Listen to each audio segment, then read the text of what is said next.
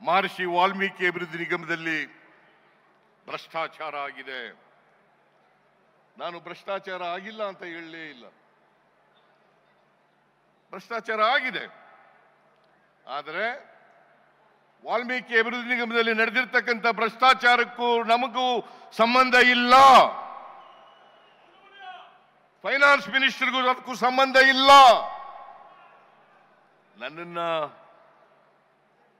ರಾಜಕೀಯವಾಗಿ ತುಳಿಬೇಕು, ಸಿಕ್ಕಿಸ್ಬೇಕು ಅಂತ ಹೇಳಿ ಕುಟಿಲ ಪ್ರಯತ್ನವನ್ನ ಮಾಡಿದ್ರು. ಇಡೀ ಸದನ 10 ದಿನಗಳ ಕಾಲ ಕರೆದಿದ್ದು ನಾವು, 2 ವಾರ ಬರೀ ಇದೊಂದೇ ಇಶ್ಯೂ ಮೇಲೆ ಚರ್ಚೆ ಆಯ್ತು. ಏನು ಸಿಗ್ಲಿಲ್ಲ. ಎಲ್ಲ ಜೆಡಿಎಸ್ನವರು ಮತ್ತು ಬಿಜೆಪಿಯವರು. ನಾವು ಅವ್ರಿಗೆಲ್ಲ ಚರ್ಚೆ ಮಾಡಲಿಕ್ಕೆ ಅವಕಾಶವನ್ನು ಕಲ್ಪಿಸಿಕೊಟ್ಟವು. ಬಹಳ ದೀರ್ಘಕಾಲ R Ashoka leader of the opposition 2 ದಿನ ಮಾತಾಡಿದ್ರು.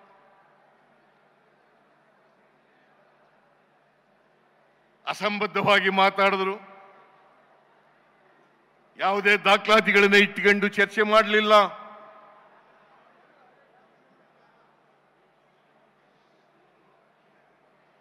ಇವತ್ತು ಏನಾದ್ರೂ ನಾನು ಕೂಡಲೇ ಈ ವಿಚಾರ ಪ್ರಸ್ತಾಪ ಆದ ತಕ್ಷಣ, ಪತ್ರಿಕೆಯಲ್ಲಿ ಬಂದ ತಕ್ಷಣ SIT ರಚನೆ ಮಾಡಿ ತನಿಖೆ ಮಾಡಲಿಕ್ಕೆ ಪ್ರಾರಂಭ ಮಾಡಿತು. ಯಾರು ವಾಲ್ಮೀಕಿ ಅಭಿವೃದ್ಧಿ ನಿಗಮ ಮಂಡಲದಲ್ಲಿ ಆರೋಪಿಗಳಿದ್ದಾರೆ, ಅವರೆಲ್ಲರನ್ನು ಕೂಡ ಅರೆಸ್ಟ್ ಮಾಡಿಸಿದ್ರು. 12 ಜನರನ್ನು ಅರೆಸ್ಟ್ ಮಾಡಿಸಿದ್ದೀವಿ.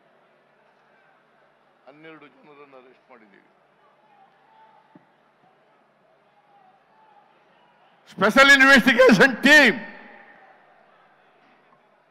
ಒಟ್ಟು ವಾಲ್ಮೀಕಿ ಅಭಿವೃದ್ಧಿ ಮಂಡಳಿನಲ್ಲಿ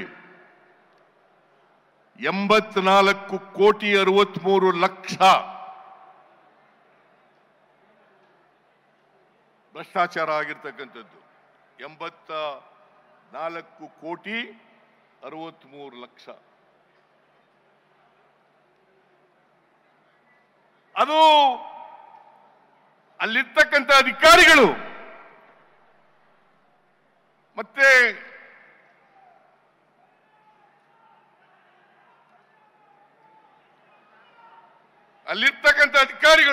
ಯಾರು ಬರ್ಕೊಟ್ಟವ್ರು ಇದನ್ನು?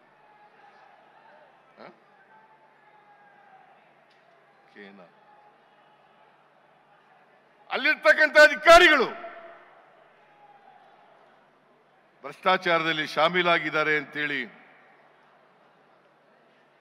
ಚಾರ್ಜ್ ಶೀಟ್ ಆಗಿದೆ. ಬಹುಶಃ ಇಂಥ ಹಗರಣದಲ್ಲಿ SIT ಪೊಲೀಸ್ನವರು 50 ಕೋಟಿ ರೂಪಾಯಿಗಳನ್ನ ರಿಕವರ್ ಮಾಡಿದ್ದಾರೆ. 50 ಕೋಟಿ ರೂಪಾಯಿಗಳನ್ನ ರಿಕವರ್ ಮಾಡಿದ್ದಾರೆ. 46 ಕೋಟಿ ರೂಪಾಯಿಗಳನ್ನ ಹೈದರಾಬಾದ್ನಲ್ಲಿರ್ತಕ್ಕಂಥ ಸೊಸೈಟಿ, ಆ ಸೊಸೈಟಿಗೆ 46 ಕೋಟಿಗಳನ್ನ ಸೀಜ್ ಮಾಡಿದ್ದಾರೆ. ಈಗ ಚಾರ್ಜ್ ಶೀಟ್ ಕೂಡ ಸಲ್ಲಿಸಿದ್ದಾರೆ.